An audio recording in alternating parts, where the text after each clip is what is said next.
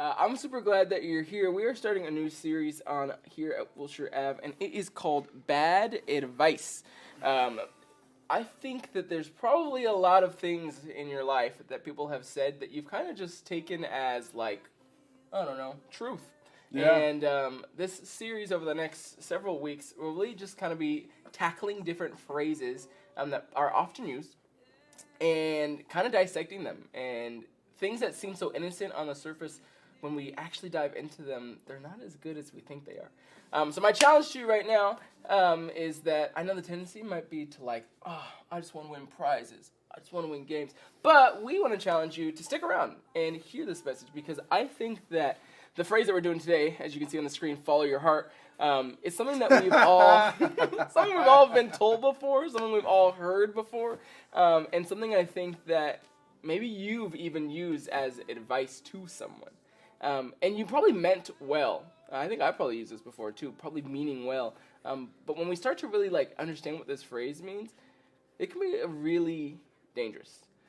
So if you do a quick Google search, Google will tell you what this phrase means. Follow your heart. It is usually a phrase used as a way to advise people to simply do what they feel is right for them. It means follow your dreams, fulfill your desires. I think this is like a very common phrase, like I said, follow your heart. Maybe something's going wrong, or you're not sure what to do next, or you're thinking about your future, or where to go to college. Do I ask out this girl? Do I, whatever. And it's like, oh man, I'm not sure what to do. And maybe you hear, follow your heart. Because your heart is supposed to be this like compass or guide for you to make decisions in your life. If you know me, I might have shared this story before. When I was in college at Biola, I had a friend named Josh, and he really needed a ride to the airport. But his flight, he was like a missionary kid from like, I don't know, somewhere far away. Thailand or something. And so he was taking this flight, and it was at like 3:30 a.m. And so me, being a nice guy, remember how we moved that piano earlier? I was like, all for it. I said, Josh, I will wake up at 2:45 to take you to LAX. And so I woke up at 2:45 a.m. to take my friend Josh to LAX. Here's the problem. It was back in my day when I was a freshman at Biola, 2013.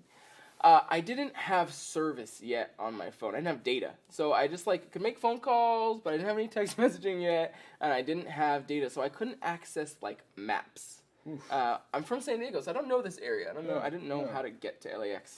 And so I was like, okay, I'll just take some screenshots of the maps before I leave, and then I'll have them as I go. Long story short, I got lost. I got into the airport great, but on my way back, I didn't really take screenshots on my way back. Oh, so I didn't really know how to get home. And so I remember when I was visiting with my dad, to Biola, there was a street called Rosecrans, and it drives straight through Biola, straight through Fullerton. I'm sure you've been on it. Straight through the So hood. so when I was driving on, I don't even know what freeway, it said freeway was ending, and I was like, freeway's ending? What do I do now? And so I was looking around. This is again, remember, it's 3:45, and I saw Rosecrans. Yep. And so I got off, and I got on Rosecrans. Oh boy. And so I drove from probably halfway between here and LAX on Rosecrans at 4 a.m., just driving straight through, because I just remember that I was a familiar thing for me. It was Rosecrans.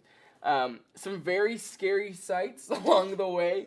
Not a lot of people out on the road either. Obviously, it was really early in the morning, but I think as I went back and looked, that the neighborhoods I was driving through were just a little sketchy. Fortunately, I'm here today to tell you the story, which means I made it safe.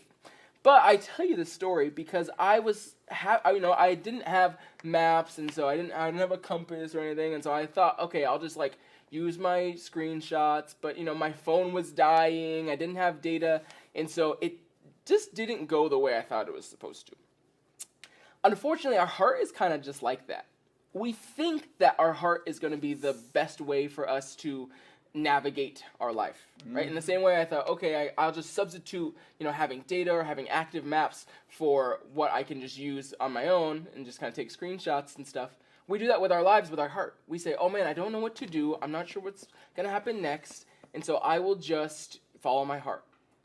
Unfortunately, our heart is not the great navigational compass in our life that we think it is. Because we have these hearts that unfortunately have a problem. And so the Bible talks a lot about what's going on in our heart. And so that even though we think that our heart is good, it actually ain't that good at all. It's actually really bad. So here's the problem. Our hearts tell us all sorts of things. Things that we are glad that no one can hear. So I don't know about you, but I've had some pretty mean thoughts about people. That you can't hear them, right? But these thoughts, when they get in my mind, they come from my heart. They come from how I feel about someone. And I'm sure you've had thoughts just like that too. Right? You've had hate inside your heart. You've had anger inside your heart. And it's been directed towards people, even if you don't necessarily say it out loud. Yeah. And so right from our heart come these really nasty and vicious things that if we aren't careful, they will eventually leak. And so I just don't know if it makes a lot of sense to have our heart that is so vicious and so nasty be the thing that's directing and guiding our life. Our hearts are constantly seeking our own desires. It likes to think the best of me and the worst of others. Again, right? Our hearts have this tendency to be so self-centered and so selfish and to think about ourselves before we think about others. And so how would we use a heart that is constantly thinking about ourselves to navigate our lives? If anything, our heart's just going to want to choose what we want. Maybe not what's in the best interest of others, maybe not what's helpful or beneficial to others, but we're going to be seeking things that we desire. And it comes from our heart. And the Bible says that our hearts, they need help. And maybe you're like, Saquon, how can a organ be bad? We're not really talking about the physical organ of your heart. But we are saying that anybody who does have that physical organ has a problem from within. From deep within their soul lies a lot of vicious and sinful things that go on. And so if we allow our heart to be the thing that navigates and is the compass of our life, I think that it's going to take us down some really rough paths. It's going to really take us down and take us to places that we didn't want to go. It's going to maybe push us or motivate us to say things that we didn't ever even thought we would be able to say. And so the Bible, right, it says a lot about our heart. And it talks about how our heart has a problem. Here's a couple of verses for you to look at. And there's Jeremiah 17:9. It says, the human heart is the most deceitful of all things and desperately wicked. Who really knows how bad it is? The heart is the most deceitful thing. Can you believe that? Not in the top 5 or top, it's the number one thing. Our heart is the most manipulative, the most selfish thing of all things. And man, that's within us. I don't know about you, but I've often thought so many times, I'm a good person, I'm good. But as I think about the things that I've said or the things that I've thought, man, my heart, it needs help. And I'm sure that you're probably in that same boat with me. Man, my heart needs help sometimes. I say things I shouldn't say. I go places I shouldn't go. I've told lies. I've slandered. I've backstabbed. This next verse right there on the screen tells us a little bit more in kind of specific detail. Far from the heart come evil thoughts, murder, adultery, all sexual immorality, theft, lying, and slander. Our hearts conjure these things up. They don't just come out of nowhere from nothing, right? These things start from within our heart and oftentimes lead into action. And so if you look at this list, man, I think our hearts need some serious help. And so that's the problem, that if we're going to use our heart we're going to follow our heart and allow it to be the thing that guides us in this life, then unfortunately these things that are in our hearts are going to be the things that come out. The things that we think that we know are really bad or things that we would never do, that actually our hearts make those things a possibility.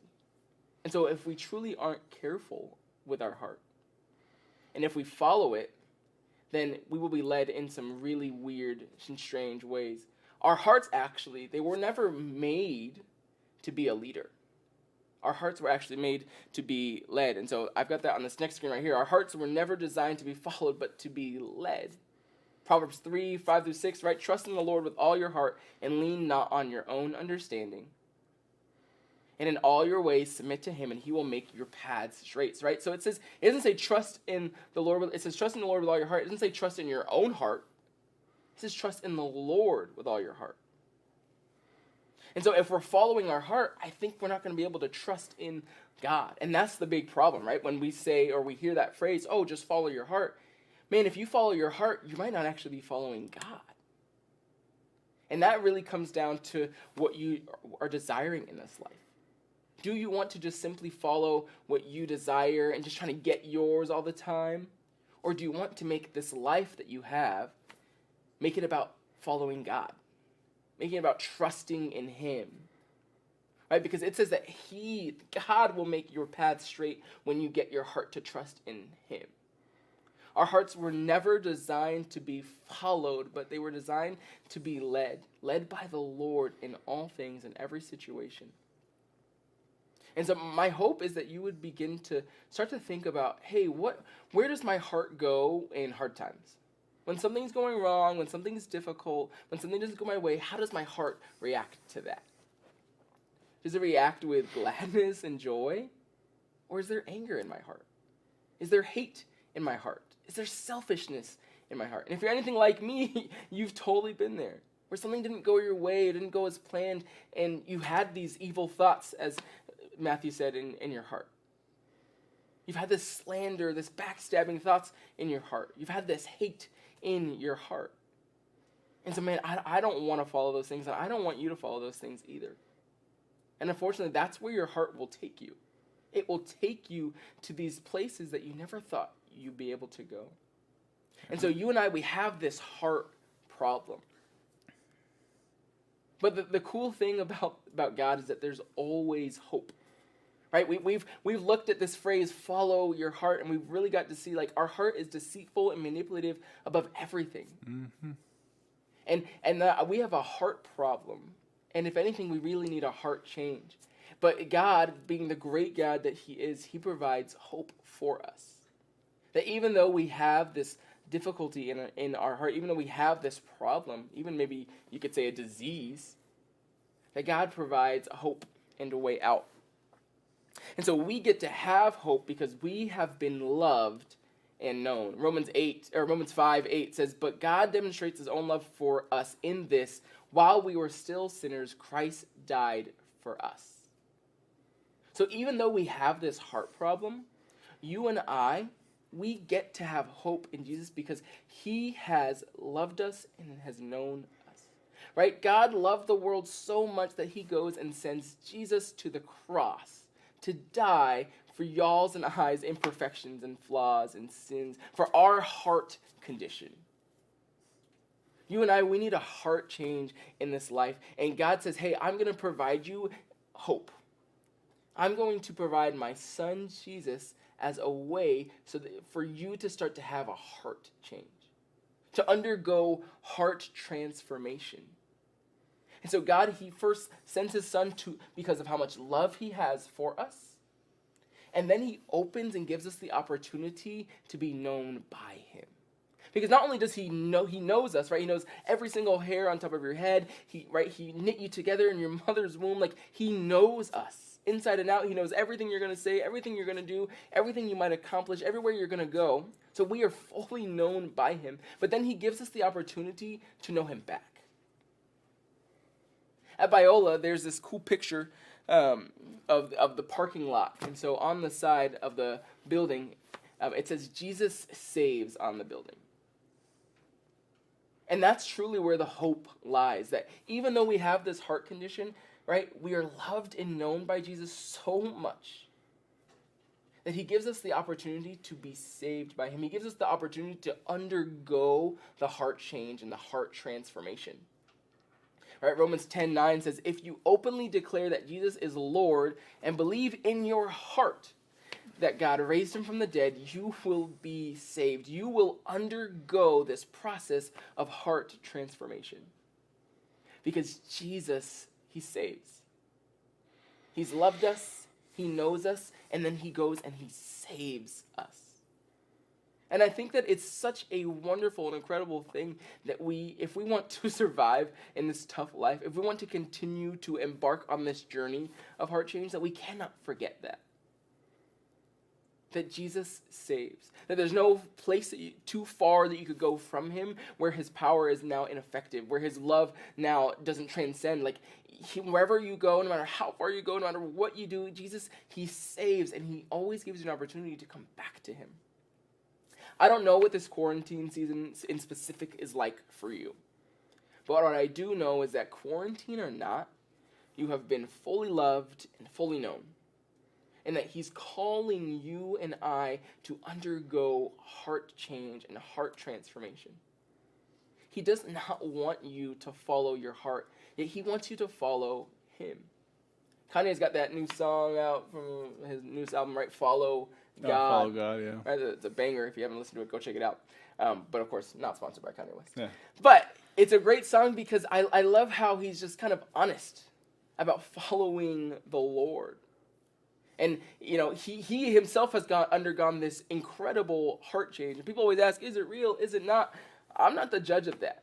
But what I do know is that even if you are Kanye West and maybe you aren't following the Lord, and maybe he was following his heart, that Jesus, he stepped down and said, hey, Kanye, I'm going to save you too. There's no one that can be out of my reach to save.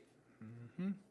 And so I hope that you would know that no matter where you go, no matter how much you know about him or how much you don't know about him, no matter how much time you've been spending with him or not, that you are loved and known by him. And he's calling you to not follow your heart, but he's calling you to follow him. I hope that that when you're giving advice to people, or maybe when you're receiving advice to someone, that you remember that phrase. And I don't want to be someone who follows my heart, because I know that my heart is manipulative. I know that my heart needs change. But man, I want to follow God so that he can come and step into my life and change my heart from the inside out.